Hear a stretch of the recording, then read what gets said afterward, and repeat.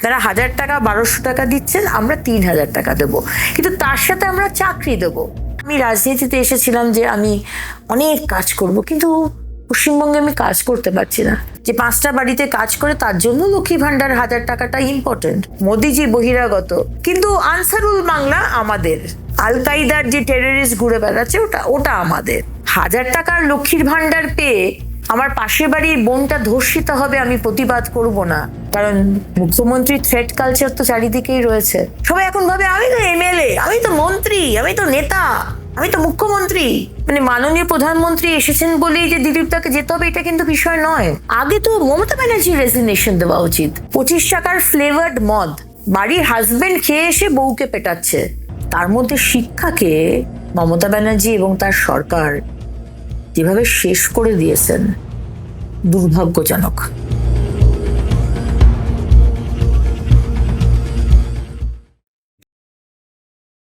নমস্কার, আমি মৈনাক। মগজমারির আজকের পডকাস্টে এমন একজন অতিথি রয়েছেন যিনি আজ থেকে বহু বছর আগে নিজের কাজের মাধ্যমে শুধু বাংলা নয়, শুধু দেশ নয়, গোটা বিশ্ব জুড়ে সমাদৃত হয়েছেন। এবং এই সময় দাঁড়িয়ে তিনি শুধু বাংলার রাজনীতি নয়, ভারতীয় রাজনীতিতে চর্চিত এক নাম। আমাদের সাথে রয়েছেন আসানসোল দক্ষিণ বিধানসভার বিধায়িকা শ্রীমতী অগ্নিমিত্রা পল মহাশয়া। নমস্কার দিদি। নমস্কার। কেমন আছেন? খুব ভালো। কাজকর্ম কেমন চলছে? কাজকর্ম মানে ডিজাইনিং এর কাজকর্ম তো একদমই বন্ধ, সেটা তো সময়ই পাচ্ছি না এখন। আপনার ফ্যামিলিতে কি রাজনীতির যোগ ছিল? না, রাজনীতির যোগ কোনোদিন। তাহলে এই যে রাজনীতিতে আসা এবং একটা দল বা একটা মানুষকে অনুপ্রেরণা ভাবা আর কি, ঠিক আছে, সেই জার্নিটা কবে থেকে শুরু হলো এবং কবে থেকে ভাবলেন যে না, আমাকে এবার এই দিকটাতে নামতে হবে বা লড়াইটা করতে হবে? কোনোদিন রাজনীতি নিয়ে কেউ আমার পরিবারে ছিল না। আমার বাবা ডাক্তার, আমার মা বাড়িতে she is an house wife, কিন্তু উচ্চশিক্ষিতা। আমার বাড়ির সবাই ইঞ্জিনিয়ার, মানে সবাই খুব শিক্ষিত আর কি। এবং আমার শ্বশুর বাড়ির দিকেও সবাই শিক্ষিত এবং ব্যবসার পরিবার। কোনোদিন কেউ ছিল না এই রাজনীতিতে। কিন্তু আমি কেন বলি ডেস্টিনি, 2014 সালে আমি সেন্সর বোর্ডের মেম্বার করা হয় আমাকে। সেন্সর বোর্ডের মেম্বার তাদেরকে করা হয় যারা একটু কালচারালি ইনক্লাইন্ড, যারা সিনেমার সার্টিফিকেশনটা এ দেবে না, ইউ দেবে না, ইউএ দেবে, এই সেন্সটা তোমার থাকতে হবে। ইউ ক্যান বি টু কি বলবো, কি বলে, মানে ভেরি স্ট্রিক্ট, মানে মেয়েদের এরকম দেখানো যাবে না। You have to be little moderate also, এবং ওই আর্টিস্টিক সেন্সটা তোমার থাকতে হবে। তো আমাকে 2014 সালে আমাকে করা হলো সেন্সর বোর্ডে। এবং করার পরে তারপরে মাননীয় প্রধানমন্ত্রী হলেন, আমাদের প্রধানমন্ত্রী। তার আগে উনি চিফ মিনিস্টার ছিলেন এবং ওনার কাজকে আমি ফলো করতাম। আমার মনে হলো যে হি ইজ ভেরি ডাইনামিক। এত চিফ মিনিস্টার হয়েছে, কারোর কাজ তো সেভাবে ফলো করতাম না, যেহেতু রাজনীতির নয় অত ইন্টারেস্টও ছিল না। বাট মাননীয় প্রধানমন্ত্রী যখন চিফ মিনিস্টার ছিলেন তখন থেকে গুজরাটের উনি কি কাজ করছেন আমাকে খুব ভালো লাগতো, এই লোকটি ভীষণ ডাইনামিক। তারপর 2014 সালে যখন সেন্সর বোর্ডের মেম্বার হলাম, তখন আরো বেশি করে উনি প্রধানমন্ত্রী হলেন, আরো বেশি করে ওনার বক্তব্য শুনছি, ওনার মানে অ্যান্ড আমার ভীষণ ভালো লাগতো যে এরকম একজন লিডার। তার আগে এত লিডার এসছে, কিন্তু সেইভাবে রাজনৈতিকভাবে কোনোদিন ইনক্লাইন ছিলাম না। করতে করতে করতে 2018 সাল, তখন মনে হলো যে জয়েন করি। কারণ সামাজিক কাজ তো আমি করছি, আমি সুন্দরবনের টাইগার উইডোজদের জন্য কাজ করছি, আমি ফ্যাশন শো করছি বাংলাদেশে বা যে কোনো এখানেও, যারা চোখে দেখতে পায় না, ভিজুয়ালি চ্যালেঞ্জ, তাদের জন্য আমি শো করছি। কিন্তু বড় আকারে যদি মানুষের জন্য কাজ করতে হয়, আমার মনে হয় যে হয়তো রাজনীতিতে জয়েন করলে আমি বেশি কাজ করতে পারবো। যদিও এখন আমার মনে হয় যে রাজনীতিতে জয়েন না করেও কিন্তু তুমি কাজ করতে পারো, কারণ রাজনীতিতে জয়েন করে তুমি পলিসি বানাতে পারবে, তুমি মানুষের জন্য পলিসি নিয়ে আসতে পারবে। কিন্তু আমার মনে হয় যে আজকে আমার যে অবস্থা, আমি যে বিরোধী দল করছি, ভারতীয় জনতা পার্টি করি, কাজ করতে তো দেওয়া হচ্ছে না, কাজ করতে তো পারছি না। আমি তো মানুষের কাজ করতেই এসেছি। আমার তো পাবলিসিটির দরকার নেই, কারণ আমি তো বহু বছর পাবলিসিটি পেয়ে এসেছি। আমি মানুষের সেবা করে এসেছি, কিন্তু আমি রাজনীতিতে এসেছিলাম যে আমি অনেক কাজ করব, কিন্তু পশ্চিমবঙ্গে আমি কাজ করতে পারছি না। আমি চাই মানুষের জন্য আমি ব্রিজ বানাতে চাই। আমার এলাকাতে দামোদরের উপর একটা ব্রিজ নেই, আচ্ছা, খুব অসুবিধে। আসানসোলের মানুষ, বর্ধমানের মানুষ, বাঁকুড়ার মানুষ, পুরুলিয়ার মানুষ, ঝাড়খণ্ডের মানুষের অনেকগুলো জেলা বেনিফিটেড হবে যদি ব্রিজটা বানাতে পারতাম, কিন্তু ব্রিজটা বানাতে পারছি না। ইন্ডাস্ট্রি আনতে চাইছি, কিন্তু ইন্ডাস্ট্রি আনতে দেওয়া হচ্ছে না। অনেক ব্যারিকেডস হয়ে যাচ্ছে। সেখানে আমার মনে হয় যে কথা থেকে আবার ডিভিয়েট করে গেলাম, যে 18 সালে মনে হলো যে জয়েন করি, এবং 2019-এ কথাটা এগোচ্ছে। তারপরে মুকুলদাকে ফোন করলাম, তখন মুকুলদা আমাদের দলে, and he is very active. মুকুলদাকে ফোন করলাম, মুকুলদা বাবুল সুপ্রিয়কে জানালেন, কারণ উনি তখন আমাদের সাংসদ রয়েছেন। এখন উনি তৃণমূলে চলে গেছেন, কিন্তু তখন উনি আমাদের সাংসদ, মানে আসানসোলের সাংসদ। আর উনার সাথে আমার বহু বছর আগে থেকেও আলাপ, মানে আমি যখন ডিজাইনার তখন থেকে উনি যেহেতু গান করতেন, culturally we are in the same field, তো আলাপ ছিল। তো কথা বলতে বলতে 2019-এ 23শে মার্চ পার্টিরই একটি অনুষ্ঠান চলছিল, মিটিং চলছিল ন্যাশনাল লাইব্রেরিতে। তখন মুকুলদা আমাকে হঠাৎ করেই ডাকেন যে আসতে পারবে তো? আমি চলে আসছি তাহলে। তারপরে আমি জয়েন করলাম, এবং তারপর থেকে তো মানে আবার ওইটা আর কি, মানে যেটা ধরি সেটা তো একদম তার প্রতি ডেডিকেটেড থাকি। তো লক্ষ্মীর ভান্ডার, আপনার কি কখনো মনে হয় যে লক্ষ্মীর ভান্ডার প্রান্তিক শহরগুলোতে বা প্রান্তিক একদম প্রত্যন্ত গ্রামের যে মহিলারা, তাদের কাছে এই লক্ষ্মীর ভান্ডারের যে টাকাটা বা ভাতা, এটা কোথাও গিয়ে কার্যকরী? এটা 1 নম্বর। আর 2 নম্বর হচ্ছে, আপনারা ক্ষমতায় এলে লক্ষ্মীর ভান্ডারটাকে কি চালু রাখবে নাকি সেটাকে বন্ধ করে দেবে? না, লক্ষ্মীর ভান্ডার, তোমার প্রথম প্রশ্ন যে লক্ষ্মীর ভান্ডার কতটা ইম্পর্টেন্ট গ্রামের মানুষের জন্য। শুধু গ্রামের মানুষ নয়, আজকে যে মেয়েটি লক্ষ্মীকান্তপুর থেকে এখানে কাজ করতে আসছে, যে 5টা বাড়িতে কাজ করে, তার জন্য লক্ষ্মী ভান্ডার 1000 টাকাটা ইম্পর্টেন্ট। আমরা তো কোনোদিন বলিনি যে এটা ইম্পর্টেন্ট নয়, কারণ আমাদের বিজেপি শাসিত যে রাজ্য রয়েছে, তাকে সেখানে তো আমাদের বিভিন্ন নামে তো চলছে, 2100 টাকা, 2000 টাকা, 2500 টাকা, প্রত্যেকটা রাজ্যে চলছে। আমরা যেটা অপোজ করি, যে শুধু লক্ষ্মীর ভান্ডারটা নয়, শুধু 1000 টাকাটা দেবেন না মমতা ব্যানার্জি, তার সাথে আপনি চাকরিটা দিন।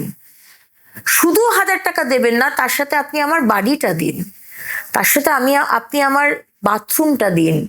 আজকের দিনে দাঁড়িয়ে যেখানে ইসরোতে 50% মেয়ে সায়েন্টিস্ট যারা চন্দ্রযান বা আদিত্য পাঠাচ্ছে, আজকে আমার রাজ্যের মহিলাদের, আমার বিধানসভার মহিলাদের, রাজ্য তো ছেড়েই দিলাম, সেখানে মহিলাদেরকে বাড়িতে বাথরুম নেই, তাদেরকে মাঠে ঘাটে বাথরুম যেতে হয়। শহর অঞ্চলের মধ্যে সেখানেও বাথরুম নেই, তাহলে সেখানে তারা কোথায় বাথরুম যাবে? এইটা আমার কাছে খুব বেদনাদায়ক। রাজনীতি আলাদা, কিন্তু মানুষের বা মহিলাদের কিছু কিছু আমাদের সমস্যা আছে, সেগুলোকে তো বোঝার আরো বেশি দরকার ছিল এই মমতা ব্যানার্জি সরকারের। আমার মনে হয়েছিল যে উনি হয়তো বেশি বুঝবেন, কারণ উনি যেহেতু মহিলা। কিন্তু কোথাও আমার এটা মনে হয় যে 1000 টাকা দিয়ে কিন্তু মহিলাদের সশক্তিকরণ হচ্ছে না। আপনি 25 টাকার মদ দিচ্ছেন, মদের ব্যবসা এখন সব থেকে বেশি জিএসটি পাচ্ছে সরকার। 25 টাকার ফ্লেভার্ড মদ, বাড়ির হাজবেন্ড খেয়ে এসে বউকে পেটাচ্ছে, ডোমেস্টিক ভায়োলেন্স বাড়ছে। আপনি গিয়ে জিজ্ঞেস করুন, প্রতিদিন মদ খেয়ে আসছে, বউকে মারছে, ছেলে মেয়ের সামনে মাকে মারছে। তার মানসিক টার্ময়েলটা ভাবছেন? তার যে ট্রমাটিক, একটা বাচ্চার সামনে যখন তার মাকে মারা হয়, কতটা ট্রমাটিক। তো এইখানে আমাদের অসুবিধে। কোনোদিন লক্ষ্মীর ভান্ডার নামটা বন্ধ হবে, আমরা দেব 3000 টাকা, নামটা হবে অন্নপূর্ণার ভান্ডার। এই যে তৃণমূল এসে বিভিন্ন জায়গায় বলে এই তোমরা তৃণমূলকে ভোট দেবে, নয়তো লক্ষ্মীর ভান্ডার বন্ধ হয়ে যাবে। লক্ষ্মীর ভান্ডার বন্ধ হবে, কিন্তু অন্নপূর্ণার ভান্ডার চালু হবে। আপনারা 1000 টাকা 1200 টাকা দিচ্ছেন, আমরা 3000 টাকা দেবো, কিন্তু তার সাথে আমরা চাকরি দেবো। 2026-এ মোদী সরকার আসবে পশ্চিমবঙ্গে, এটা বাংলার মানুষ মানে ভেবে নিয়েছে, ডিসাইড হয়ে গেছে। সঙ্গে সঙ্গে তো আর কোম্পানিজ চলে আসবে না, ফ্যাক্টরিজ আসবে, ইন্ডাস্ট্রিয়ালাইজেশন হবে, কিন্তু এমএসএমইও হবে, স্মল মিডিয়াম স্কেল ইন্ডাস্ট্রিজ, যেখানে আমরা মহিলাদের কাজ দিতে পারবো। আজকে যে বড় বড় করে বলা হয় বিশ্ব বাংলা, তাহলে মেয়েদের আজকে গ্রামগঞ্জে কাজ নেই কেন? কেন তার বাড়ির পুরুষকে গুজরাট চলে যেতে হচ্ছে? কেন কেন মহারাষ্ট্র যেতে হবে? কেন আমার ভাইদেরকে কেরলা যেতে হবে ধান রোয়ার কাজ করার জন্য? আজকে যেখানে Paschimbanga one of the largest producer, আমি জানি না এখন লার্জেস্ট প্রডিউসার কিন অফ রাইস, সেখানে ধান রোয়ার কাজের জন্য চলে যাচ্ছে কেরালা, উত্তরপ্রদেশ, রাজস্থান। আমার জরির কাজ করে যে কার্য করতে মানে কারিগররা, আত্মীয়জন চলে গেছে মহারাষ্ট্র, গুজরাট, সুরাট। ওদিকে বাংলা পক্ষের যারা রয়েছেন তারা তো বলছে বিহার থেকে প্রচুর মানুষ পশ্চিমবঙ্গে আসছে কাজের জন্য। আসবে কি করে? যে ধরনের বাংলা পক্ষ অত্যাচার শুরু করেছে দেখলেন তো কয়েক মাস আগে। শিলিগুড়িতে পরীক্ষা দিতে এসছে বিহার থেকে কিছু ছেলে, তাদেরকে ঘুম থেকে উঠিয়ে তাদেরকে মানে সে থ্রেটেন করে জামা কাপড় খুলিয়ে, যথেষ্ট এটা নিয়ে মানে খুব মানে নোংরা ভাষার সবাই মানে ট্রোল করেছে তাদেরকে, যে বাংলা ভাষা কোন কোন বাংলার পক্ষ এটা কথা কি? বিহারিরা যারা আসে তাদেরকে করা, সবাই বহিরাগত, বিহার বহিরাগত, উড়িয়ারা বহিরাগত, আসামিয়ারা বহিরাগত, শুধু আমরাই ভারতীয়। আর যোগী আদিত্যনাথ হেলিকপ্টার নামতে দেব না, মমতা ব্যানার্জি বহিরাগত, মোদিজি বহিরাগত, কিন্তু আনসারুল বাংলা আমাদের।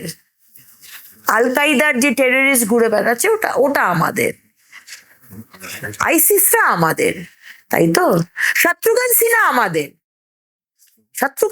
আমাদের, আমাদের ওই ক্রিকেটার যে রিচা ঘোষ। হ্যাঁ, রিচা না, আমাদের যে ক্রিকেটার যে আমাদের ইরফান, ইউসুফ পাঠান আমাদের। তো এইভাবে তো স্ট্যান্ডার্ডটা তো এক রাখতে হবে। লক্ষ্মীর ভান্ডার বন্ধ হবে, টাকাটা বন্ধ হবে না। টাকা কেন বন্ধ হবে? মোদী সরকার হবে 3,000 টাকার অন্নপূর্ণার ভান্ডার মেয়েদের, 3,000 টাকার বিধবা ভাতা মেয়েদের, 3,000 টাকার হ্যান্ডিক্যাপ ভাতা যে হ্যান্ডিক্যাপ, 3,000 টাকার বার্ধক্য ভাতা দেওয়া হবে। সে ক্যামেরার সামনে বলে গেলাম, কিন্তু বললাম শুধু টাকা নয়, তার সাথে সাথে নিজের পায়ে দাঁড়াবে এবং যার যেটা যোগ্যতা সে সেই মতো যেন কাজ পায়। আমার কোনো ছেলে মেয়েদের যেন বাইরে না যেতে হয়, আর যে ছেলেমেয়েরা বাইরে রয়েছে তারা বাড়িতে ফিরে আসবে। আমি ক্যামেরার সামনে বলে যাচ্ছি, মোদী সরকার আসবে, আমরা এই আর্জি জানাবো আমাদের সন্তানরা যারা অন্য রাজ্যে গিয়ে কাজ করছে, ওয়েদার ইঞ্জিনিয়ার, ওয়েদার আইআইটিএন বা আমার রাজমিস্ত্রি, কাউকে বাইরে থাকার দরকার নেই। প্রথমেই তো মাসে আমরা শুরু করে দিতে পারবো না, বাট আমাদের ফার্স্ট প্রায়োরিটি মানুষকে চাকরি দেওয়া। রিসেন্ট কিছু সংবাদ মাধ্যমে আপনাদের দলেরই অভিজিৎ গাঙ্গুলি আর তারপর তথাগত রায়, যারা বলেছেন আর কি, একটা অভিযোগের সুরেই বলেছে যে আপনাদের যারা অবাঙালি নেতারা রয়েছে তাদের সাথে বাঙালি মানুষ কানেক্ট করতে পারছে না। এবং তথাগত রায় বলেছেন কৈলাস বিজয়বর্গী মহাশয়কে যে উনি একদম স্পেসিফিক এই শব্দটাই উচ্চারণ করেছেন, যিনি উনি শয়তান আর কি। ঠিক আছে, অভিজিৎ গাঙ্গুলি তার আগে বলেছে যে কেন্দ্রীয় যারা কমিটিতে রয়েছে তারা চাই না মমতা ব্যানার্জিকে এখান থেকে সরাতে। তো কোথাও গিয়ে কি আপনারও মনে হয় যে বাঙালির যে ইমোশন, বাঙালির যে কালচার, সেটাকে টাচ করতে পারছে না বাংলার বাইরের যারা নেতারা রয়েছেন বা যারা আসেন আর কি, যাদের দায়িত্ব দেওয়া হয় ভোটের সময়? ঠিক আছে, এটা কি আপনার হয় মনে হয়? যদি সেটাই হয় তাহলে কখনো আজকে এতগুলো বিধায়ক আমরা হতে পারি? আজকে যেখানে সংখ্যা ছিলই না, সেখানে আজকে আমরা 65টা বিধায়ক। রাজনীতিতে তো সিট বাড়া কমা থাকতে পারে, কিন্তু আজকে 6%-এর তফাৎ, তো সেটা তো কোনোদিন ছুতে না পারলে বাঙালির হৃদয়ে, আমি তো বাঙালি, আমি বছর হলো রাজনীতিতে এসেছি, 6 বছর। 2019-এ আসার পরে কোনো কি ডিমার্কেশন করা হয়েছে যে এ 1 বছর এসছে, একে মহিলা মোর্চার সভানেত্রী করা হবে না? দিলীপ দা তো আমাকে করেছেন, দিলীপ দা করেছিলেন। তারপরে 2 বছর যেতে না যেতে 2.5 বছর আমাকে ডক্টর সুকান্ত মজুমদার, আমার প্রাক্তন সভাপতি, আমাকে জিজ্ঞেস করেছেন, তখন কি কোনো বলা হয়েছিল যে না, এ বাঙালি বা এ 2.5 বছর হলো এসেছে, একে করা যাবে না? দেখুন, মানুষের, আমাদের অনেক কিছু ডিমান্ড থাকতে পারে। আজকে এত এত পুলিশ প্রশাসন গুন্ডা মাফিয়া ঘুরে বেড়াচ্ছে, তাদেরকে কেন অ্যারেস্ট করো? আমাদের ডিমান্ড থাকতে পারে, কিন্তু আমার মনে হয় যে কোথাও আমরাও কি আমাদের রেসপন্সিবিলিটি করছি? আমাদের প্রত্যেকটা নাগরিক, তারা কি আমাদের রেসপন্সিবিলিটি করছি? তারা কি আমরা সেইভাবে কাজ করছি? সবকিছু সেন্ট্রালের ঘাড়ে ফেরাটা মনে হয় ঠিক নয়। আমাদেরও কার্যকর্তা হিসেবেও দায়িত্ব আছে, আর পশ্চিমবঙ্গের নাগরিক হিসেবেও আমাদের দায়িত্ব আছে। 1000 টাকার লক্ষ্মীর ভান্ডার পেয়ে আমার পাশের বাড়ির বোনটা ধর্ষিত হবে, আমি প্রতিবাদ করব না, যেহেতু আমি 1000 টাকা পাচ্ছি। আমার বালি থেকে আমার কামাই আছে, পাথর থেকে কামাই আছে, কয়লা থেকে কামাই আছে, তাই জন্য 26,000 চাকরি যাওয়ার পরেও আমি বলবো যে না না না, এই পার্টি তো দারুণ পার্টি, চোরেদের পার্টি নয়। তাহলে তো কোথাও মনে হবে যে আপনার নিজস্ব এজেন্ডা আছে। তাই আমার মনে হয় যে দেখুন, বাংলার মানুষ প্রস্তুত। আপনি চায়ের দোকানে যান, আমি তো, আমার কথা বিশ্বাস করতে হবে না, আমি তো একটি দলের কার্যকর্তা। আপনি চায়ের দোকানে যান, আপনি যে কোনো ঠেলাওয়ালা বা রিক্সাওয়ালাকে, যে আপনি যে মাছ বিক্রি করছে, সবজি বিক্রি করছে, সেই মাসিকে জিজ্ঞেস করুন আড়ালে, সামনে আপনাকে বলবে না, ভয় পাবে। কারণ মুখ্যমন্ত্রীর থ্রেট কালচার তো চারিদিকেই রয়েছে। আপনার পডকাস্টে তার মুখটা দেখা গেলেও তার বাড়িতে লোক চলে যাবে। আড়ালে, ক্যামেরার আড়ালে, ক্যামেরা না অন করে ওকে জিজ্ঞেস করবেন যে কি মনে হয়, এই সরকারের থাকা উচিত না যাওয়া উচিত? 1000 টাকা পাচ্ছেন, তার আগে জিজ্ঞেস করবেন, বলবে 1000 টাকা পাচ্ছি, কিন্তু আমার মনে হয় যে সরকারটা গেলেই ভালো হয়, কারণ আমার ছেলেটার কোনো চাকরি নেই, আমার হ্যান্ডিক্যাপ হাজবেন্ড, বয়স্ক হাজবেন্ড, তার কোনো টাকা আমরা পাই না, বাড়িটাও মাটির বাড়ি, বাড়িতে শৌচালয় নেই, মাঠে ঘাটে যেতে হয়, রাস্তাটা তো বেহাল অবস্থা, পুকুরের মতো হয়ে গেছে, ড্রেনও নেই, গ্রামে গঞ্জে এখনো নিকাশির ব্যবস্থা হয়নি, ড্রেন হয়নি, কিন্তু রাস্তা তৈরি হয়েছে কোনো কোনো জায়গায়। রাস্তার পাশে যে ড্রেন নেই সেটাও কিন্তু দেখেনি, আর্ধি জায়গাতে রাস্তা নেই। তো কেন একটা সরকার কেন আসে বলুন তো? এমএলএ এমপি করার জন্য, মন্ত্রী করার জন্য, যে আমি নীল বাতি লাল বাতির গাড়ি নিয়ে ঘুরে বেড়াবো তার জন্য? তার জন্য তো নয়, মানুষগুলোর জন্য, আমার কাজ করার জন্য। I am answerable, I am accountable. এই অ্যাকাউন্টেবিলিটিটাই চলে গেছে। সবাই এখন ভাবে আমি তো এমএলএ, আমি তো মন্ত্রী, আমি তো নেতা, আমি তো মুখ্যমন্ত্রী। অ্যাকাউন্টেবিলিটিটাই নেই। You are answerable to the public, public তোমাকে বসিয়েছে, ইউ আর আনসারেবল। এই সরকার আনসারেবল নয়। তাই আমার মনে হয় যে অনেক কমপ্লেন থাকতে পারে, অভিজিৎদা যেগুলো বলেছে অনেক কমপ্লেন থাকতে পারে, কিন্তু আমার নেতৃত্ব তো কোনোদিন বলেনি যে আমরা চালনা করব, আমরা মুখ্যমন্ত্রী দিল্লি থেকে এসে বসিয়ে দেবো, তা তো নয়, আমরাই তো সব করছি। আজকে যে আমরা যে 5 জন জিএস আছি সবাই বাঙালি। আমার যে প্রেসিডেন্ট রয়েছেন শ্রমিক ভট্টাচার্য মহাশয় বাঙালি, আমার যে একজন ওজিএস উনি বাঙালি, প্রত্যেকটা প্রায় ডিস্ট্রিক্ট প্রেসিডেন্ট আমাদের 43টা জেলা, প্রত্যেকটাই প্রায় বাঙালি। আমি মনে করতে পারছি না কোনো অবাঙালি আছে কিনা। তাহলে কোথায় আসছে যে আমার অভিজিৎ বাবু আমাদের আমাদের পার্টি একটা পৃথিবীর সব থেকে বৃহত্তম পার্টি। আমাদের সরকার, আমাদের 22টা রাজ্যের সরকার, আমাদের কেন্দ্র সরকার, তাদের সংগঠন আমাদের সংগঠন ভেরি ইম্পর্টেন্ট। সংগঠনের যে বিষয়টা, সেইটা আমাদের কেন্দ্র সরকার আমাদের হেল্প করে দিচ্ছেন, সাহায্য করছেন। লিডারশিপ তো আমাদের। তোমরা এগিয়ে যাও, আমরা পিছন থেকে ব্যাক অফিস সামলাচ্ছি। কেউ চাপিয়ে দিচ্ছে না। আমার খারাপ লাগতেই পারে কাউকে, আমার খারাপ লাগতে পারে এ কে, বি কে, সি কে, বাট সেটা ইউনিভার্সাল ল হয়ে যেতে পারে না। আর ওটা বললাম যে অভিষেক ব্যানার্জি কেন অ্যারেস্ট হচ্ছে না, ওকে কেন অ্যারেস্ট করছো না, ওকে কেন অ্যারেস্ট করছো না, এটা হতে পারে, আমার গ্রাজ থাকতে পারে, কিন্তু কাজটা তো আমাকে করে যেতে হবে। আমার কাজটা তো আমাকে করতে, পার্টির কাজ পার্টি করবে। তার জন্য তো আমাদের লড়াই তো থামবে না। কেন, মুখ্যমন্ত্রী মমতা বন্দ্যোপাধ্যায় যখন মুখ্যমন্ত্রী হননি, তার তো লড়াই তিনি করে গেছেন। অমিত শাহজি যখন গৃহমন্ত্রী ছিলেন না, তখন তো তাকে অ্যারেস্ট করা হয়েছিল, তার তো লড়াই তিনি করে গেছেন। মাননীয় প্রধানমন্ত্রী যখন কেউ ছিলেন না, তখন তো তার লড়াই তিনি করে গেছেন। তাহলে আমাদের লড়াইটা কি আমরা করছি? আমাদের লড়াইটাও তো আমাদেরকে করতে হবে। সবসময় তো এর ঘাড়ে ওর ঘাড়ে ওর ঘাড়ে দোষ দিলে তো হবে না।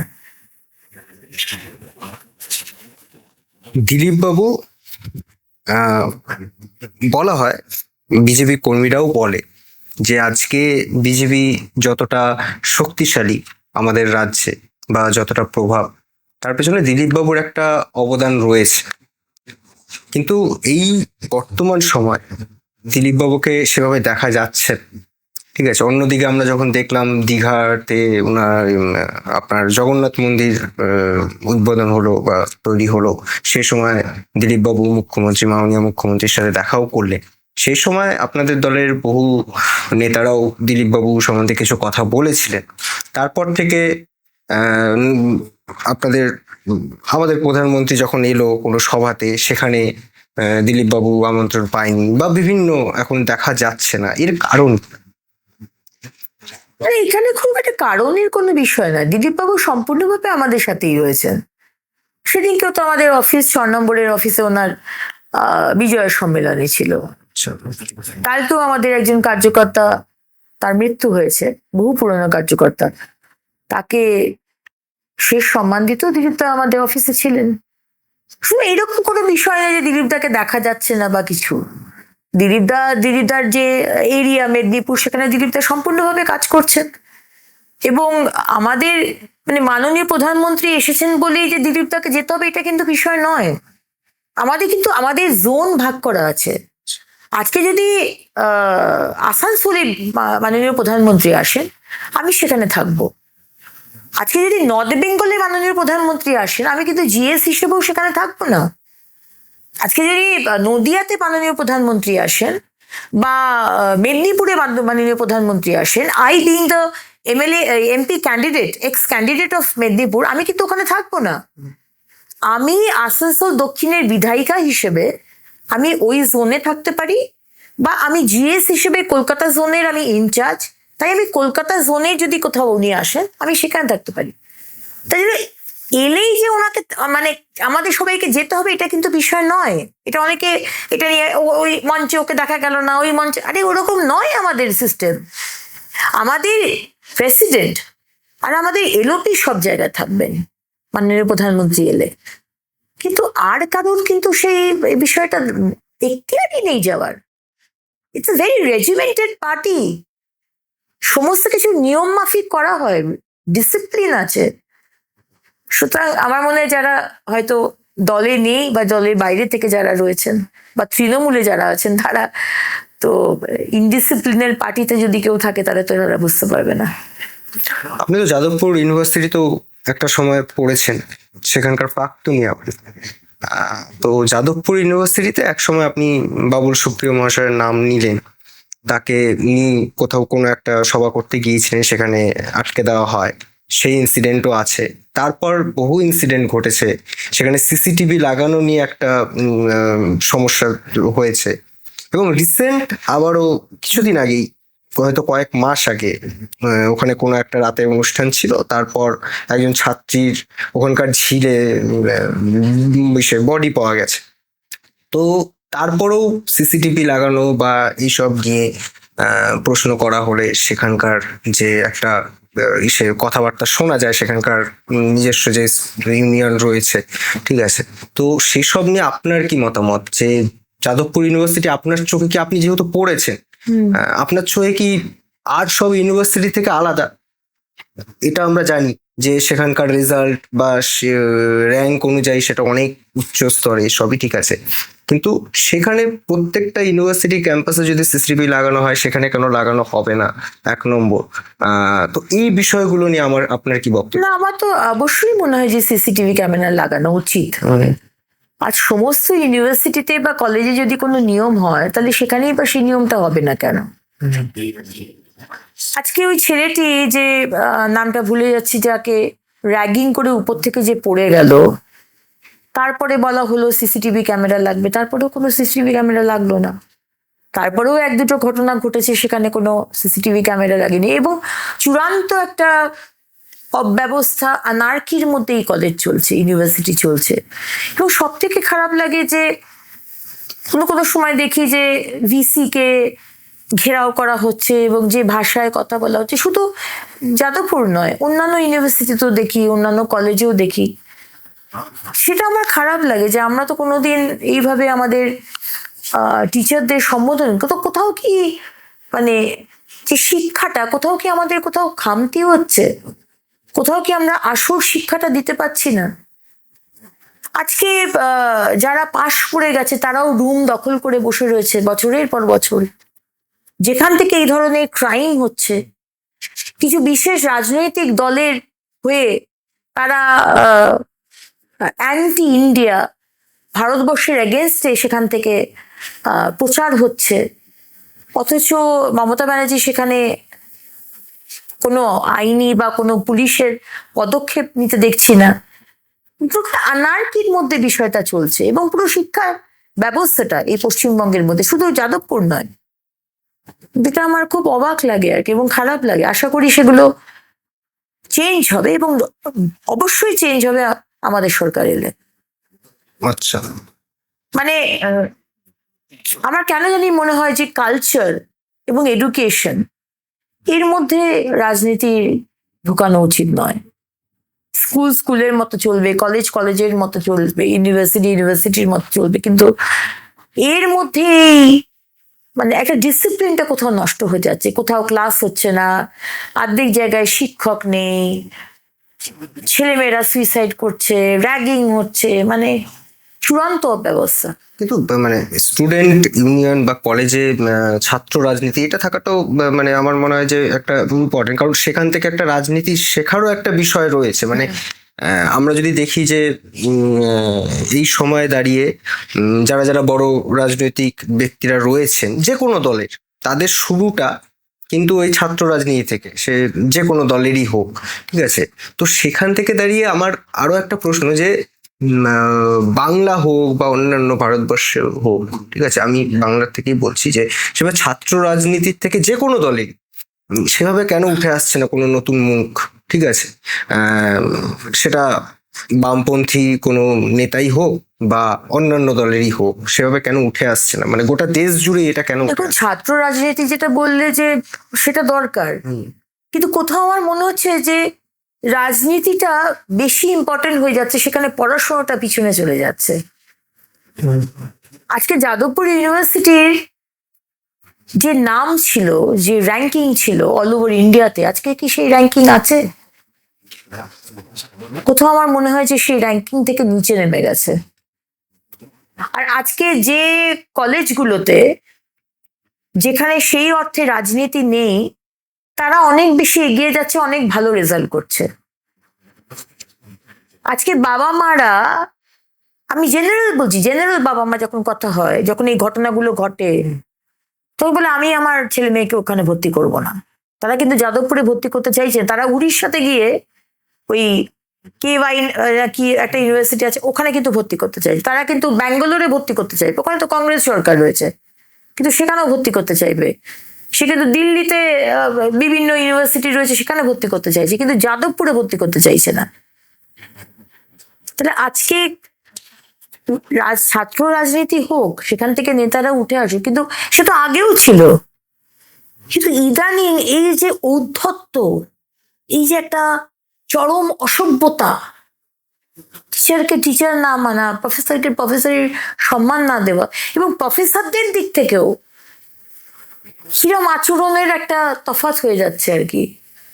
তারাও এত পলিটিসাইজড হয়ে গেছে, তারাও ছাত্রদের যারা পলিটিক্সের মধ্যে নেই বা সেই তার পছন্দের দলের মধ্যে নেই, তাকে একটা আলাদা করা, একটা অন্য রকমের ট্রিটমেন্ট, এই কথাগুলো আমরা শুনতে পাই, যেটা তো আনএক্সপেক্টেড।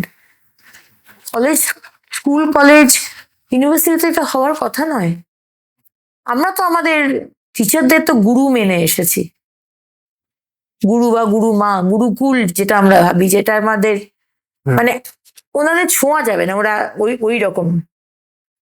মানে এত আমি জানি না, প্রায় তো এরকম আমরা খবর শুনতে পাই। স্কুলে মেয়েকে, স্টুডেন্টকে কিছু বলা হয়েছে, টিচারের শাড়ি খুলে দিয়েছে। কয়েক মাস আগের ঘটনা, মালদা, মুর্শিদাবাদ, এই ধরনের কোনো সংখ্যালঘু মেয়েকে, স্টুডেন্টকে বোধহয় টিচার কিছু বলেছিল। সে টিচার হিন্দু, হিন্দু হোক টিচার কি মুসলমান হোক টিচার, স্টুডেন্ট হিন্দু হোক মুসলমান হোক, হাউ ডাজ ইট ম্যাটার? আমার টিচার তো টিচার, আর আমার স্টুডেন্ট তো স্টুডেন্ট, আমার সন্তান। এই ফিলিংসটা কোথাও একটা চলে যাচ্ছে। বেশ কিছুদিন ধরেই চাকরি প্রার্থীদের নিয়ে একটা চাকরি প্রার্থীরা আন্দোলন করছেন, ঠিক আছে, সেই নিয়ে কি বক্তব্য আপনার?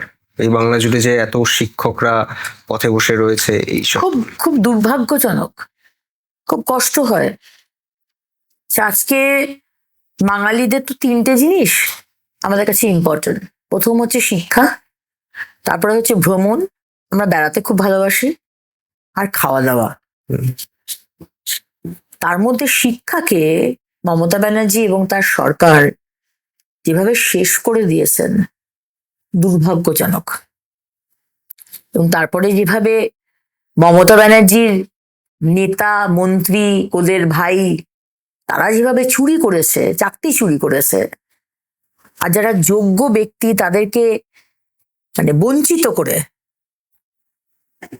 যেটা হলো, তারা তো ন্যায্য বিচার তো হলো না। আজকে আবার করে পরীক্ষা হলো, সবই হলো, কিন্তু যাদের নাম, যারা যোগ্য ছিল, তাদের নামটাও কাটা গেল আজকে এদের জন্য। এই অনুব্রতর মেয়ে,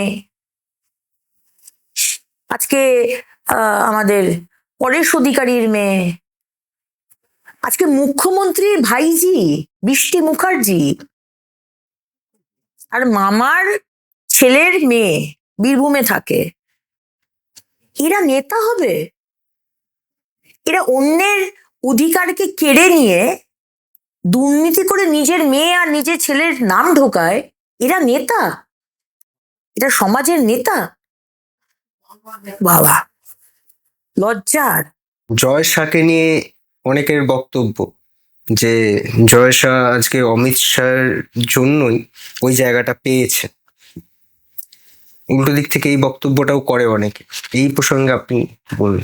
সেখানে ইলেকশন হয়েছে, উনি কি কি বোর্ডের চেয়ারম্যান আছেন সেখানেও ইলেকশন হয়েছে, কিন্তু উনি তো কারোর চাকরি খেয়ে তো আর সেখানে বসেননি।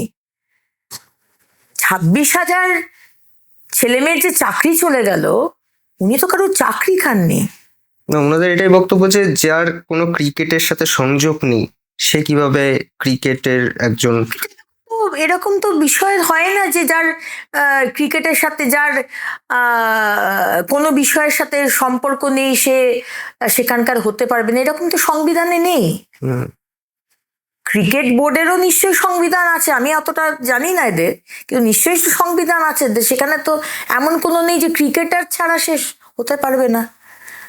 সেখানে তার ইলেকশন হয়েছে, সে জিতেছে। এখন বদনাম করাটা, এটা কিন্তু মানুষের স্বভাব। আপনার ভালো কেউ দেখতে পাবে না। আপনার ভালো হলে খুব কম সংখ্যক মানুষ দেখবেন খুশি হবে, বেশিরভাগ মানুষই দুঃখ পায়। আপনার নিজের ক্লোজ সার্কিট ছাড়া। ঠিক ভেরি ন্যাচারাল যে আজকে মাননীয় গৃহমন্ত্রীর ছেলে তাকে নিয়ে, কিন্তু আমার যুক্তিটা এইখানে যে সে তো 26 হাতে চাকরি খায়নি, সে তো তার ছেলে মেয়েকে ওখানে ঢোকায়নি কারুরকে বঞ্চিত করে। এখানে তো এরা চুরি করেছে, এরা এজেন্সিকে দিয়ে টাকা উঠিয়েছে। আজকে গতকাল পার্থ চট্টোপাধ্যায় ছাড়া পেয়ে বলছেন আমি তো টাকা নিইনি, আমাকে কি কেউ দেখেছে টাকা নিতে?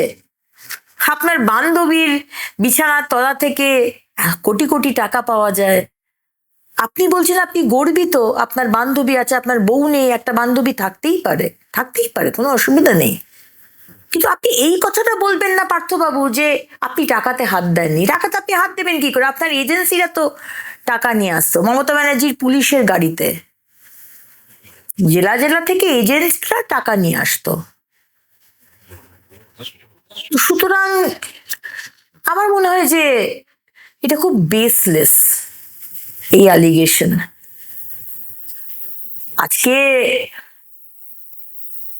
মমতা ব্যানার্জির কন্ট্রোল করা, সরকারের কন্ট্রোল বা সরকারের মমতা ব্যানার্জির ক্লোজ সার্কিটের নেতা মন্ত্রীরা যে সংগঠনগুলো, খেলার সংগঠনগুলো যে কন্ট্রোল করে রেখেছে, তাতেও কিন্তু যদি ইনভেস্টিগেশন হয় কোটি কোটি টাকার দুর্নীতি বেরোবে। সুতরাং আমার মনে হয় one shouldn't speak while staying in a glass house, তাই না? রাহুল গান্ধী কয়েক মাস আগে ভারতীয় সংবাদ মাধ্যমের সামনে তুলে ধরেছে যে গুপ্ত ভোটার বা এরকম কিছু ফেক ভোটার লিস্ট তুলে ধরেছে, যে এরকমও বেরিয়েছে যে সে হয়তো নেই, এক্সিস্টই করে না, তার নাম রয়েছে, বা একজনের 50 জন ছেলে, এরকমও হয়েছে যে এরকম voter list, fake voter list বের করেছে। সেটা নিয়ে কংগ্রেস প্রচুর সংবাদ মাধ্যমে কংগ্রেসের যারা নেতারা রয়েছেন, রাহুল গান্ধী তো আছেই, এমনিও সারা ভারতবর্ষের যারা নেতারা তারা প্রচুর কথাবার্তা বলছে। তো সেই বিষয়ে আপনার কি বক্তব্য? দেখুন, শেষ কথা মানুষ বলবে, শুভেন্দু অধিকারীও বলবে না, রাহুল গান্ধীও বলবে না, আমাদের বিহারের যারা রয়েছেন তারাও বলবে না, মমতা ব্যানার্জিও বলবে না, অগ্নিমিত্রা পালও বলবে না, জনগণ বলবে। মানুষ অতটা বুদ্ধিমান হয়তো নয় মমতা ব্যানার্জির মতো বা রাহুল গান্ধীর মতো, কিন্তু আমরা বোকাও নই। মানুষ বোঝে কোনটা আমার জন্য ভালো, কোনটা আমার জন্য খারাপ। রাহুল গান্ধী ওখানে ভোটাধিকার যাত্রা করছেন, মানুষকে তাতাচ্ছেন, মানুষ জানে যে আমরা লালু প্রসাদজির ওই রেজিমে আমরা ফিরে যেতে চাই না, যেখানে একটি মেয়ে, যে মিস পাটনা হয়েছিল, রিক্সা করে যাচ্ছিল এবং তাকে তার যে বয়ফ্রেন্ড বিদেশ থেকে MBA পড়ে এসেছে, তার নাম করে তারই কিছু চেনাশোনা তাকে রিক্সা থেকে নামিয়ে, সে বলে তা তোমার হাজবেন্ড, তোমার বয়ফ্রেন্ড ডাকছে কোনো একটি গেস্ট হাউসে, এবং সেই গেস্ট হাউসের নাম করা ছিল এইসব খারাপ কাজের জন্য। মেয়েটি জানে না, মেয়েটি কম্পিউটার ক্লাস করে রিক্সা করে যাচ্ছিল, তাকে ওই তার বয়ফ্রেন্ডের ওই লালু প্রসাদজির ভাইদের সাথে তার আলাপ ছিল, তাকে রিক্সা থেকে নামিয়ে তাকে ওইখানে নিয়ে যাওয়া হয় এবং তাকে গণধর্ষণ করা হয়। এবং ছেলেটি, তার বয়ফ্রেন্ড যখন জানতে পারে, সে দৌড়ে যায়, তাকে বাঁচাবার চেষ্টা করে, এবং তারপরে ওই রাবড়ি দেবীর 2 ভাই, তারই এক ভাইয়ের গ্যারেজ থেকে গাড়ির মধ্যে তার নেকের 2 জনের দেহ পাওয়া যায়। এই মেয়েটি যে মিস পাটনা এবং তার ওই MBA করে আসা বিদেশের বয়ফ্রেন্ড। কি যেতে চাই এই সময় ফিরে যেতে? গ্যাংস অফ ওয়াসিপুর আমরা দেখেছি, কিভাবে দিনের পর দিন এক্সটর্শন হয়েছে, কিডন্যাপিং হয়েছে, মার্ডার হয়েছে, দুর্নীতি হয়েছে। বিহারের মানুষ বোকা নয়। রাহুল গান্ধী, আজকে দেশে রেড ফোর্টে বিস্ফোরণ হচ্ছে, আপনি ওমানে বেড়াতে গেছেন, হ্যাঁ? এটা আপনার দায়িত্ব? এলওপি হিসেবে এটা আপনার দায়িত্ব। আর আপনি কথা বলেন 2014 অব্দি ইউপিএ সরকারে কত টেররিস্ট অ্যাক্টিভিটি হয়েছে সামনে আনা হোক, কত টেররিস্ট অ্যাক্টিভিটি হয়েছে, কত মানুষ মারা গেছে, আর 2014 থেকে 2025 অব্দি কত টেররিস্ট অ্যাক্টিভিটি হয়েছে সেটা কম্পারিজন করা হোক। কিন্তু অবাক ব্যাপার, যে এত বড় বড় নেতা নেত্রী, মমতা ব্যানার্জি, রাহুল গান্ধী, অখিলেশ যাদব, তেজস্বী যাদব, অরবিন্দ কেজরিওয়াল, কোথাও বিস্ফোরণ হলে, কোথাও ভারতের ক্ষতি হলে, সে পেহেলগাঁও হোক আর পুলওয়ামা হোক, পাকিস্তান যে ভাষায় কথা বলে এরাও দেখি সেই ভাষাতেই কথা বলে। অদ্ভুত না? কোথায় এই সময় একসাথে থেকে লড়াই করা, যে এক বিন্দু আমার দেশের বিরুদ্ধে কেউ কথা বলবে তো ছিঁড়ে রেখে দেবো, কোথায় এই ভাষায় কথা বলবে? আমার পরিবারের ব্যাপার আমার কাছে, আমি আমার পরিবারের সাথে ঝগড়া করতে পারি, কিন্তু বাইরের পাশের বাড়ির লোক এসে আমার পরিবারের ব্যাপারে বলবে আমি শুনবো না। কোথায় এই অ্যাটিটিউড হওয়া উচিত? কিনা আমরা দেখি যে টেররিস্টের ভাষায় আর পাকিস্তানের ভাষায় এরা কথা বলে। আফগানিস্তানের যারা আর কি সরকার, তালিবান সরকার, তাদের কিছু প্রতিনিধি এসেছিল আমাদের দেশে, এবং সেখানে একটা সাংবাদিক বৈঠকও করে তারা। হ্যাঁ। সেখানে মহিলা সাংবাদিক তাদেরকে অ্যালাউ করে, এই খবরটা বাইরে প্রচার পেয়েছিল। এবং করে, এরাও করে। আচ্ছা, হ্যাঁ, করেনি মানে প্রথমে করেনি, প্রথম যে মিটিংটা হয়েছিল সেটাতে করেনি, সেখানে সব পুরুষ সাংবাদিকরাই ছিল। তারপরে আরেকটা মিটিং করে যেখানে মহিলারা ছিল। কিন্তু এই পরের মিটিং এবং এই প্রথম মিটিং এর মাঝে প্রচুর কথাবার্তা শোনা যায়, সেটা সাধারণ মানুষ থেকে অন্যান্য রাজনৈতিক দলের মানুষ সবাই করেছে, যে এটা কেন হবে। ঠিক আছে, যেখানে নরেন্দ্র মোদীজির মতন একজন প্রধানমন্ত্রী, যিনি এত পাওয়ারফুল, আমাদের গোটা বিশ্বের পাওয়ারফুল নেতাদের মধ্যে একজন, তিনি কেন তালিবানের সরকারের প্রতিনিধির কথা মেনে নিলেন, বা কেন মেনে? এখানে প্রত্যেকটা বিষয় মাননীয় প্রধানমন্ত্রীকে টেনে আনার দরকার নেই, কারণ এটা ভাবার কোনো কারণ নেই যে প্রেস কনফারেন্স যেটা হবে সেখানে কে আসবে, তার প্রেস লিস্ট সেটা নরেন্দ্র মোদীজির অফিসে বা পিএমওতে পৌঁছেছে। এটা কেন, মানে প্রত্যেকটা বিষয়ে নরেন্দ্র মোদীজি কেন দেখবেন? মানে তার তো আরো অনেক কাজ আছে। আপনার কি মনে হয় যে মানে এই কাজটা তার অফিসের? তারা প্রেস কনফারেন্স ডাকছে। আফগানিস্তান এই মুহূর্তে আমাদের বন্ধু সরকার, প্রথমে তারা ডাকেনি, দ্বিতীয়ত তারা ডেকেছে। তাহলে ডাকেনি সেটাকে নিয়ে এত মানে বিরাট ইস্যু না করে আলটিমেটলি তো তারা নেক্সট মিটিংয়েই ডেকেছে। এবং তাদের যে মানসিকতা আমরা জানি, তারা খুব কনজারভেটিভ। আমরা আফগানিস্তানের পালা বদলের সময় দেখেছি, এটা তো নতুন কিছু নয়, কিন্তু তারপরেও তারা ডেকেছে। সুতরাং আমার মনে হয় যে এটাকে অ্যাপ্রিসিয়েট করা দরকার। প্রথম মিটিংয়ে হয়তো আমি জানি না, মানে কোনো মিসআন্ডারস্ট্যান্ডিং বা দিতে পারেনি বা কোনো কি হয়েছে, আমি বিষয়টা সত্যি কিছু জানি না, কিন্তু আমি এটুকু জানি যে পরের মিটিংয়ে ডাকা হয়েছে। সুতরাং লেট আস টেক দ্যাট। বিস্ফোট হয়েছে রেড ফোর্টে, কেন হয়েছে বিস্ফোট বেদনাদায়ক, কিন্তু 2900 কেজির অ্যামোনিয়াম নাইট্রেট এটিএস ধরেছে। আজকে 2900 কেজির অ্যামোনিয়াম নাইট্রেট বাস্ট করলে কি হতো? আজকে বলা হচ্ছে ওই ওকলাহামা বিল্ডিং এই অ্যামোনিয়াম নাইট্রেট দিয়ে বাস্ট হয়েছিল, তার কি অবস্থা হয়েছিল। সেখানে সে অ্যামোনিয়াম নাইট্রেট কম ছিল, এটা বলছে 2900। তাহলে হয়েছে, বেদনাদায়ক, 8 জন মারা গেছে, অত্যন্ত দুঃখজনক। কিন্তু আজকে রাহুল গান্ধী, মমতা ব্যানার্জি, কল্যাণ ব্যানার্জি সব চিৎকার করছে অমিত শাহর রেজিগনেশন চাই। আপনার যখন ইউপিএ সরকার ছিল কতগুলো টেররিস্ট অ্যাক্টিভিটি হয়েছিল একটু দেখুন কল্যাণ বন্দ্যোপাধ্যায়, তারপরে বলুন। আগে তো মমতা ব্যানার্জির রেজিগনেশন দেওয়া উচিত, কারণ আজকেও এনআইএ গেছে, গতকাল এনআইএ গেছে, মুর্শিদাবাদের রেড ফোর্ট ব্লাস্টের কানেকশন এখানে পাওয়া যাচ্ছে, ইনভেস্টিগেশন চলছে। আনসারুল বাংলার এজেন্সি এখানে স্লিপার সেল বানিয়ে রয়েছে। আপনার সরকারের পুলিশ তারা ধরতে পারে না কেন? আসাম পুলিশ এসে ধরে কেন? পাঞ্জাব পুলিশ, দিল্লি পুলিশ এসে ধরছে কেন? আপনারা ধরতে পারছেন না কেন? সুতরাং আমার মনে হয় যে যেটা ভালো কেউ করেছে, let us appreciate that. Terrorist activity তার জবাব হবেই। অপারেশন সিন্দুরও দেখেছি, এখানেও হবে, পুলওয়ামাতেও হয়েছে, জবাব হবেই। বাট দেশকে ছোট করে নিজেকে বড় করার চেষ্টা করবেন না। এটা রাজনীতি করার সময় নয়। ওই 8টা পরিবারের কথা একটু ভাবুন।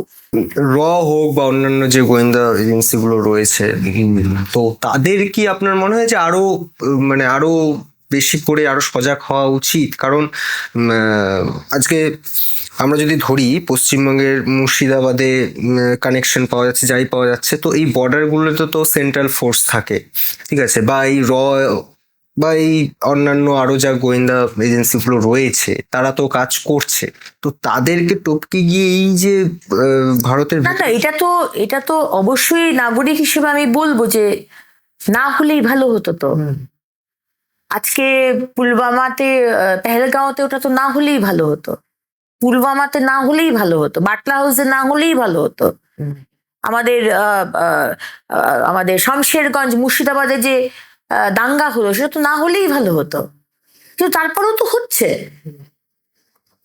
মুখ্যমন্ত্রী খাগড়াগড়ে কি বললেন যে গ্যাস ব্লাস্ট হয়েছে, গ্যাস সিলিন্ডার। আমরা তো এখানে বলিনি গ্যাস সিলিন্ডার ব্লাস্ট হয়েছে। আজকে যখন বকটুইতে ব্লাস্ট হলো, সংখ্যালঘু মহিলার বাচ্চাগুলোকে জ্যান্ত পুড়িয়ে মারলো, তখন তো অনুব্রত বাবু বলেছিলেন যে টিভি বাস্ট করেছে। আমরা তো বলিনি টিভি বাস্ট করেছে।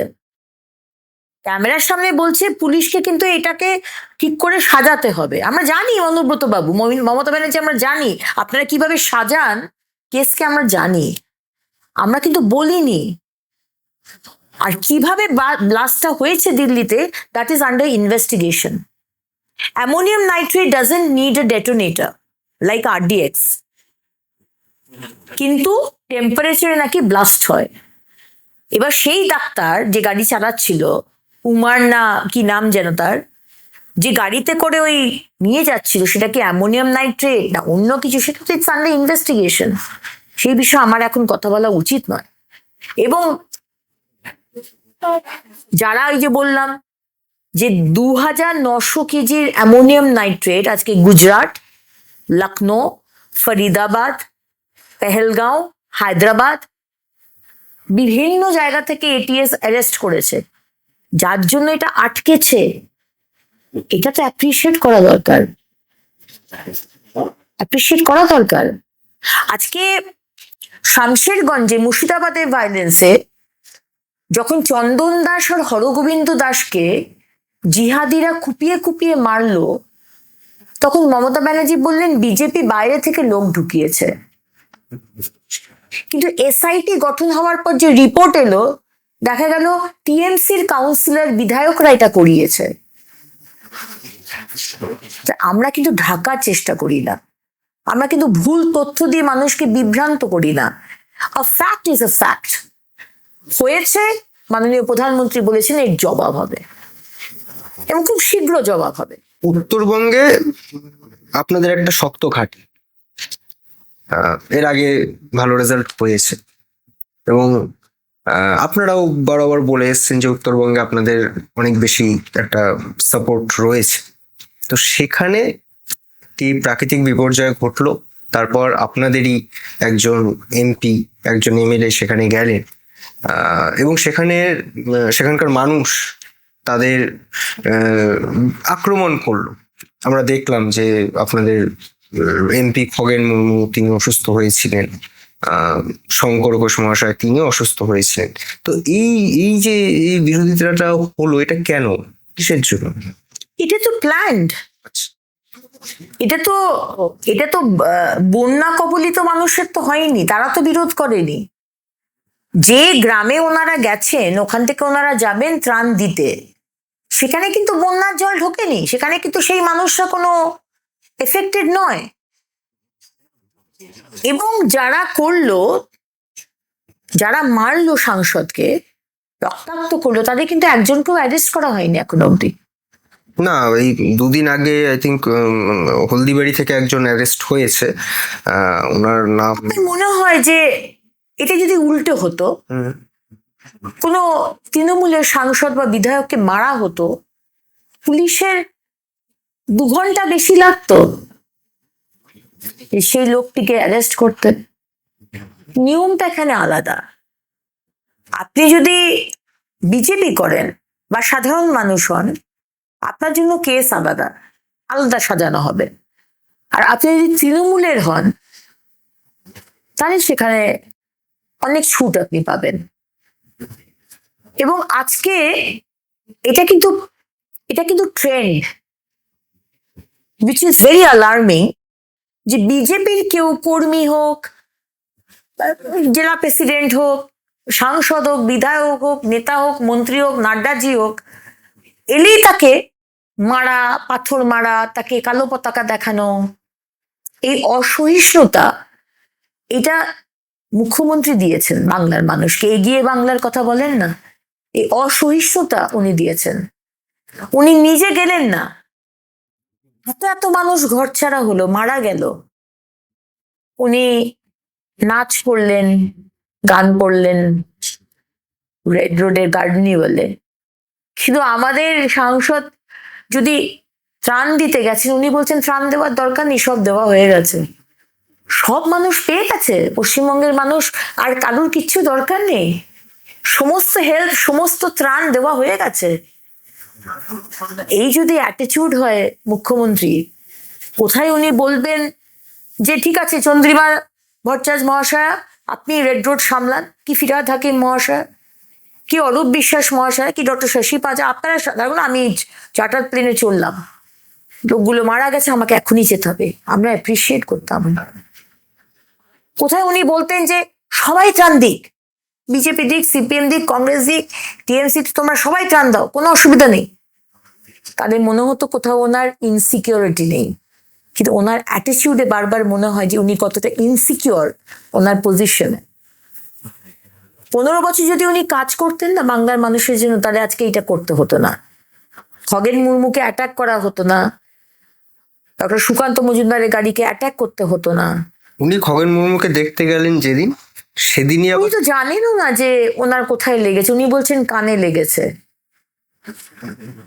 ওনাকে ওনার যারা অ্যাডভাইসার তারা বলেছে আপনি একটু যাবেন, ওটা ফটো অপ ভালো হবে, রাজনৈতিক কারণে ফটো অপটা ভালো হবে।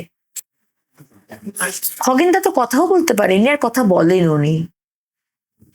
শঙ্কর ঘোষ মহাশয় দেখাও করেননি, বলেছেন আমি দেখা করবো না। আর উনি গিয়ে বলছেন অন্তত এইটুকু হোমওয়ার্ক তো করে যেতে পারতেন মমতা ব্যানার্জি, কোথায় লেগেছে সেটাও ভুল জায়গা বললেন, কানের পিছনে। আপনি মুখ্যমন্ত্রী মানেই যে বিরাট ওভার স্মার্ট বা স্মার্ট, এটা তো মনে করার কারণ নেই, তাই না? মানে আপনাকে যে আরো 5টা হাত দিয়ে ভগবান পাঠিয়েছে তা তো নয়, আপনি তো আমাদেরই মতন। আপনি আপনার পরিশ্রমে আর ভাগ্যে আপনি মুখ্যমন্ত্রী হয়েছেন। কিন্তু আপনি যদি প্রত্যেক জায়গায় গিয়ে মনে করেন যে আপনি বিরাট স্মার্ট আর সাধারণ মানুষ কিছু বুঝবে না, সেটা তো হতে পারে না। এই ঘটনা ঘটলো তার পরের দিনই বা 1-2 দিন পরে ত্রিপুরাতে, বা সেদিনই হয়তো রাতে ত্রিপুরাতে তৃণমূলের যে অফিস সেটাতে ভাঙচুর চালানো হলো। এটাকে কি আপনি মানে সাপোর্ট করেন? যে ওই একটা কথা ছিল না যে বদলার বদলে বদলাই হবে। কখনোই সাপোর্ট করি না, সাপোর্ট আমি কোনোদিন করি না এই ধরনের সন্ত্রাসের রাজনীতি। কারণ আমি ওই রকম কি বলবো, ওইভাবে ওই পরিবেশ থেকে আমি মানুষ হইনি আসলে। আমি বললাম না, আমি মানুষের সেবা করতে এসেছি, আমি এখানে মানে ঠিক রাজনীতি অর্থে রাজনীতি করতে আসিনি। কিন্তু আপনি বলুন ত্রিপুরাকে কেন ওদের পার্টি অফিস ভাঙবে, ওদের কি রেলেভেন্স আছে? আপনি আমাকে এটা বলতে পারেন? যারা শূন্য পেয়েছে ত্রিপুরা থেকে, যারা শূন্য পেয়েছে আসাম থেকে, যারা শূন্য পেয়েছে গোয়া থেকে, তার পার্টি অফিসকে ভেঙে আমি কি আরো পাবলিসিটি দেবো তাকে? হ্যাঁ, তারা চুপচাপ নামবে এয়ারপোর্টে, তারা চুপচাপ চলে যাবে নিজের মানে পার্টি অফিসে, কে তাদের ডিস্টার্ব করবে বলুন তো? মানে এটা উল্টো নাটক আবার হয়নি তো, যে পাবলিসিটিটা পাওয়ার জন্য পার্টি অফিসকে ভাঙচুর করো, ত্রিপুরা সরকারের ওপর একটা সিম্প্যাথি মানে অ্যালিগেশন দিয়ে নিজেদের ওপর সিম্প্যাথি আনো, এটা আবার হয়নি তো। একটা একটা গানের নাম বলছি, সেই গানটাকে আমার সোনার বাংলা। এই গানটা শুনলে আপনার প্রথম কি মনে পড়ে? রবীন্দ্রনাথ ঠাকুরের কথা মনে পড়ে না বাংলাদেশের কথা মনে পড়ে? রবীন্দ্রনাথ ঠাকুরের কথা মনে পড়ে। এই গানটা নিয়ে এই রিসেন্ট একটা ঘটনা ঘটেছে যে এই গানটা গেয়েছে কংগ্রেসের কোনো এক মন্ত্রী। তো তার জন্য আই থিঙ্ক ত্রিপুরারই তাকে বলা হয়েছে যে দেশদ্রোহী বা এরকম একটা কিছু বলা হয়েছে বা একটা কেস হয়েছে। তো এটাকে আপনি কি সাপোর্ট করেন যে বাংলাদেশের এই গানটা তো আমার সোনার বাংলা, এটা তো বাংলাদেশের জাতীয় সঙ্গীত পরে হয়েছে, ঠিক আছে, বা পরে হয়েছে বা যখনই হোক সেটা তো আমাদের রবীন্দ্রনাথ ঠাকুরের লিখেছে, এইটাকে আপনি কি হিসাবে দেখেন বা এটা নিয়ে যে এখন চর্চা হচ্ছে সেটা কি কোনো পলিটিক্যাল? দেখুন, কবিগুরু রবীন্দ্রনাথ ঠাকুর সবার, আমি তো বলতে পারবো না যে শুধু পশ্চিমবঙ্গের মানুষের, তিনি বাংলাদেশের, তিনি সারা বিশ্বের। এবং এই গানটা গাওয়ার জন্য কাউকে দেশদ্রোহী বলা হয়েছে এটা আমি বিষয়টা জানি না, যদি বলা হয়ে থাকে এটা অন্যায়। ওই এলাকাটি আই থিঙ্ক যে এলাকায় একটা অনুষ্ঠান হয়েছিল কংগ্রেসের কোনো কর্মী সভা, তো সেই এলাকাটি বাংলাদেশের একদম কাছাকাছি একটা এলাকা। তো সেখানকার যারা, দেখুন, এরকম ধরনের অনেক সময়তে হয়, কেউ হয়তো বললো সে দেশদ্রোহী, পার্টি কিন্তু বলেনি, পার্টির স্টেটমেন্ট কিন্তু নয়। তাহলে এটা ধরা হচ্ছে কেন যে বিজেপি ত্রিপুরা বলেছে, বিজেপি সরকার বলেছে ত্রিপুরার? তা তো নয়, কারোর ব্যক্তিগত কমেন্ট। কেউ যদি বিজেপি বেঙ্গলেও কেউ যদি কাউকে কোনো কথা বলে, অনেক সময় তো অনেক দরকার ছিল সেরকম কমেন্ট করে দেয়, সেটা তো পার্টির বক্তব্য নয়। যেমন তা সেটাকে পার্টির বক্তব্য হিসেবে কেন বলা? এটা তো কমন সেন্স। আপনারা কেন করবেন এটা? আমি যদি কোনো ইরেসপন্সিবল স্টেটমেন্ট করি তো পার্টি তার দায়িত্ব নেবে, তাহলে সেটা তো অন্যায়। এবং এইটা নিয়ে আমি আসতাম যখন এই কথাটা আপনি বলেই দিলেন যে এই সময় দাঁড়িয়ে যে কোনো রাজনৈতিক ব্যক্তি হোক তিনি সংবাদ মাধ্যমের সামনে সংযত হয়ে কথা বলে না, সেটা যে কোনো দলেরই হোক, ঠিক আছে। কোথাও গিয়ে কি মনে হয় যে এই সংযত হওয়াটা প্রয়োজন আগামী প্রজন্মের কাছে? কারণ টিভির সামনে বসে রয়েছে, ভীষণ, টিভি নয় এখন সোশ্যাল মিডিয়া চলে এসেছে, ভীষণ হাতে মোবাইল। ভীষণ মনে হয় শুধু আমার দলের নয়, সব দলের, টিএমসি, কংগ্রেস, সিপিএম, যে কোনো দল, যে কোনো অর্গানাইজেশনে সোশ্যাল মিডিয়াতে কি ভাষায় কথা বলছেন এটা খুব ইম্পর্টেন্ট। এবং রাজনৈতিক ব্যক্তিত্বকে তার যে একটা রেসপন্সিবিলিটি আছে সেটাই বোধহয় কোথাও আমরা ভুলে যাচ্ছি। আমি 5 বারের এমএলএ হতে পারি, কিন্তু আমার কিন্তু সমাজের প্রতি একটা দায়বদ্ধতা আছে। আমি কিভাবে চলছি, কি জামা কাপড় পরছি, কি ভাষায় কথা বলছি, কি কি খাচ্ছি, লোকের সাথে কি রকম আচরণ করছি, এটা কিন্তু very important. Because you are a public figure, you are under surveillance. আর যেটা বললেন যে আগামী প্রজন্ম আপনাকে দেখছে, আপনি যদি একটা সেরকম মানুষ হন, তারা ইন্সপায়ার্ড হবে যে না, আমিও রাজনীতি জয়েন করব, আমি কাজ করব, আমি ব্যবসা করব, তার সাথে সাথে দিনের একটা সময় বা মাসের একটা সময় আমি কিন্তু দেশকেও দেবো, আমি কিন্তু রাজ্যকেও দেবো। কিন্তু আজকে যে লেভেলে রাজনীতিকে নামানো হয়েছে, স্পেশালি পশ্চিমবঙ্গে, যে ভাষায় অনুব্রত বাবু কথা বলেন পুলিশ অফিসারের সাথে, যেটা আমরা সবাই শুনেছি, এটা কোনো নেতার কথা নয়। এটা মমতা ব্যানার্জির সরকারের, তাকে ইমিডিয়েটলি বরখাস্ত করা উচিত ছিল। একজন মহিলা মুখ্যমন্ত্রী তার কাছের যাকে আহ্বায়ক করেছেন জেল থেকে ঘুরে আসার পরে, সে তার স্ত্রীকে নিয়ে এরকম কথা বলছেন, তাকে বরখাস্ত করা উচিত ছিল। কিন্তু মমতা ব্যানার্জি মহিলাদের অসম্মান করলে তাদের নম্বর বাড়ে। যে রেপ করে, যে রেপিস, তার শাস্তি হয় না, কিন্তু যারা রেপ হয় তাদের চরিত্র নিয়ে কাটাছেড়া হয়। আমাদের চরিত্র খারাপ, আমাদের প্রেম ছিল, আমাদের জামা কাপড় ছোট পরেছিলাম, চুলটা ছোট ছিল, চিকেন খেয়েছিলাম, সেই জন্য রেপ হয়েছে, আমাদের দোষটা দেখা হয়। কিন্তু এই রাজ্যে রেপিস্টের দোষ দেখা হয় না। মহিলাদের উপর অত্যাচার করে যারা, এই অনুব্রত বাবুর মতো যারা এইরকম ভাষায় কথা বলে, যারা মহামহিম রাষ্ট্রপতির রূপ নিয়ে খারাপ কথা বলে, তার কোনো পানিশমেন্ট হয় না। So this is the culture. এটাই হচ্ছে সংস্কৃতি তৃণমূলের। একসময় আমরা দেখেছি যে ইন্দিরা গান্ধী যে সময় প্রধানমন্ত্রী ছিলেন সেই সময় কোনো একটি আমেরিকাতে ওনার বিরোধী দলনেতা ছিলেন আপনার অটল বিহারী বাজপেয়ীজিকে উনি পাঠিয়েছিলেন, সেই সময় ওই সম্মানটা জানিয়েছিলেন, কারণ উনি বক্তৃতা খুব ভালো দিতেন, বক্তব্য রাখতেন খুব ভালো। এই যে সৌহার্দ্য বিনিময়, ঠিক আছে, এটা কি কোথাও গিয়ে হারিয়ে গেছে এখন? একদম হারিয়ে গেছে। এবং সেটা গোটা ভারতবর্ষের নিরিখেই বলছি। না, ভারতবর্ষের নিরিখে হারায়নি বোধহয়। আচ্ছা, আমি অন্যান্য রাজ্যের কথা বলতে পারবো না, কিন্তু দিল্লিতে হারায়নি। দিল্লিতে তো আমি শুনি যারা সাংসদ হয়েছে তারা সেন্ট্রাল হলে বসে তারা কফি খেয়েছে, তাদের হাসাহাসি হচ্ছে, এক টেবিলে বসে তার ছবিও আমি পেয়েছি। অনেকে বলে দেখো এরকম একসাথে বসে আছে, তাতে কি, একসাথে বসে আছে তাতে কি? যেখানে বিরোধ করার সেখানে বিরোধ করব, যেখানে প্রতিবাদ করার প্রতিবাদ হবে, কিন্তু সুষ্ঠু সম্পর্ক বা সৌজন্য বিনিময় সেটা তো হওয়া দরকার। আমাদের বিধানসভায় কেন, পশ্চিমবঙ্গে হারিয়ে গেছে।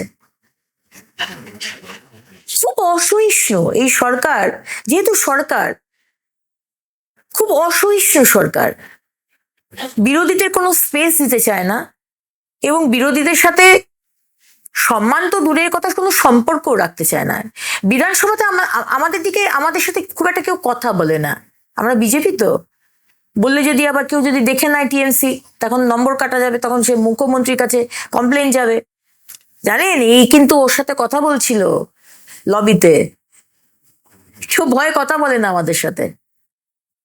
আমরা সরকারে এলে কিন্তু এই সৌজন্য আমরা ফিরিয়ে আনবো। সাধারণ কর্মীদেরও হয়তো এটা জানানো দরকার বা প্রয়োজন। এই যে আমি বিধানসভা লোকসভার কথা ছেড়েই দিচ্ছি, আমি যদি এমনি নিউজ চ্যানেলগুলোতে যে প্রত্যেকটা দলের প্রতিনিধিরা যারা বসেন আলোচনা করেন অফ ক্যামেরায়, তারা নাকি আড্ডা দেয়, চা খায়, ঠিক আছে, তাদের অন ক্যামেরায় ঝামেলা দেখে একজন সাধারণ কর্মী তার পাশের বাড়ির একজন মানুষের ওপর আক্রমণাত্মক হয়ে ওঠে, কারণ সে অন্য দল করে, সে বিজেপি করুক, সে তৃণমূল করুক, করে। তো সেখানে দাঁড়িয়ে তো এই নেতাদেরও, মানে যে কোনো রাজনৈতিক নেতাদের, তাদেরও দায়িত্ব সাধারণ মানুষকে এই মেসেজটা দেওয়া যে আমরা কিন্তু ঠিক আছি, তোমরা কেন লড়াই করছো।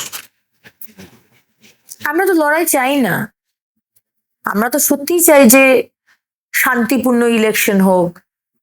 ইলেকশন তো জীবন নয়, রাজনীতিটা তো পুরো জীবন নয়। আমার জীবনে একটা কম্পার্টমেন্ট আছে আমার পরিবার, একটা কম্পার্টমেন্ট আছে আমার বন্ধু বান্ধব, একটা আছে আমার স্কুলের বিষয়, একটা আছে আমার রাজনীতি, একটা মানুষের সেবা। তো সম্পর্কগুলো খারাপ করা কেন?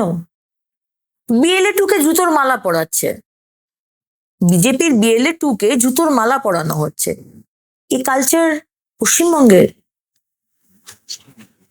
যে ভাষায় কথা বলা হচ্ছে আসানসোল দক্ষিণে আমার বিধানসভায় একজন পঞ্চায়েত প্রধানের স্বামী, সে পঞ্চায়েত প্রধানও নয়, পঞ্চায়েত প্রধানের স্বামী বলছে আগে বাঙালিদের জল দেওয়া হবে, তারপরে বিহার থেকে যারা এসে তাদের জল দেওয়া হবে। এটা কি বাংলার কালচার? বাংলা পক্ষ এটা নিয়ে কি বলবে? সমর্থন করবে? যে জলের মতো একটা বিষয় তৃণমূলের পঞ্চায়েত প্রধানের হাজবেন্ড বলছে, অডিও ভাইরাল হয়েছে, যে বিহারিদের বা বাইরের রাজ্য থেকে যে অবাঙালিরা এসে তাদেরকে আগে জল দিতে পারবো না, আমরা আগে বাঙালিদের দেবো। আমরা একদম শেষ দিকে চলে এসেছি। 2011-র আগে মমতা বন্দ্যোপাধ্যায়ের যে লড়াকু একটা প্রতিচ্ছবি দেখা গিয়েছিল সাধারণ মানুষের মধ্যে, তার ফলস্বরূপ মমতা ব্যানার্জি মুখ্যমন্ত্রী হয়েছে। এই মুহূর্তে আপনাদের দলে এরকম একজনের নাম বলুন যাকে মানুষ ওই মানে ওরকম ভাবে একটা ভরসা পাবে যে হ্যাঁ, এ বিজেপির একজন হতে পারে যার উপর ভরসা করে আমরা তাকে ইসে করবো। দেখুন, আপনার আপনার চিন্তাটাই ভুল হয়ে যাচ্ছে। মমতা ব্যানার্জি ওই দলটা বানিয়েছেন, উনি ওই দলের সুপ্রিমো। এটা একটা আঞ্চলিক দল। এটা কোনো অল ইন্ডিয়া লেখে ওরা, কিন্তু বলা হয়েছে অল ইন্ডিয়া না লিখতে। এটা আঞ্চলিক দল। আর আপনি কম্প্যারিজন করছেন এমন একটি মানে আমাদের কি বলবো, এটা পাড়ার পুকুরের সাথে আপনি যদি প্যাসিফিক ওশানের কম্প্যারিজন করেন, তো এই কম্প্যারিজনটা এরকম হয়ে যাচ্ছে। মমতা ব্যানার্জির লড়াইকে আমি সম্মান জানাই, কিন্তু তার সাথে আমাদের দলের যে কে আছে, যে ওইভাবে কে আছে বলে আমাদের লড়াইটা হয় না। যে কারণে আমাদের কোনো রকম ইলেকশনে দেখবেন কোনো মুখ দেওয়া হয় না। আমরা বিজেপির যে প্রতীক, সেটা পদ্মফুল হচ্ছে মমতা ব্যানার্জির এগেনস্টের লড়াই। কোনো মানুষকে দরকার নেই। যখন হয় তখন দল ডিসাইড করে এই চিফ মিনিস্টার হলো, কি এরা মন্ত্রিত্ব পেল। এখানে দলের প্রতীকে লড়াইটা হয়।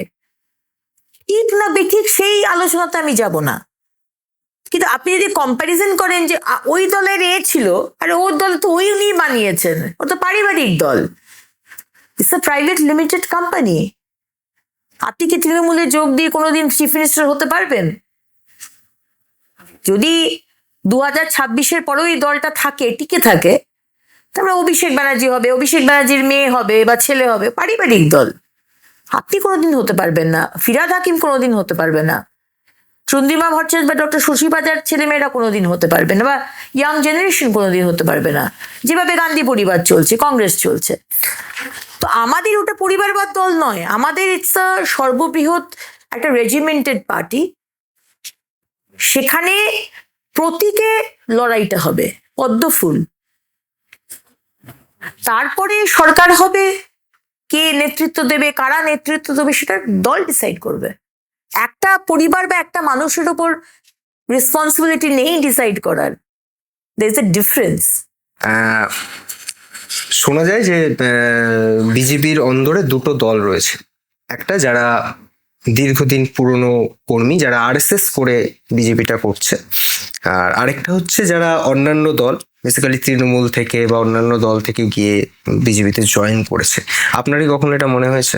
না, কোনোদিন মনে হয়নি। আমি কোন দলে তাহলে? আমি তো আরএসএস থেকে আসিনি, আর আমি তো তৃণমূল থেকেও আসিনি, আমি তো কোনো দল থেকেই আসিনি, আমি তো প্রথম যুক্ত হয়েছি। তাহলে আমি কোন দলে?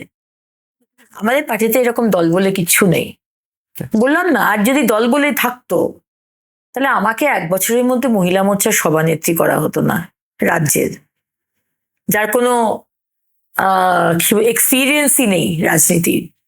দল আমাকে হাতে ধরে বক্তব্য দেওয়া শিখিয়েছে, কাজ করা শিখিয়েছে, সংগঠন করা শিখিয়েছে।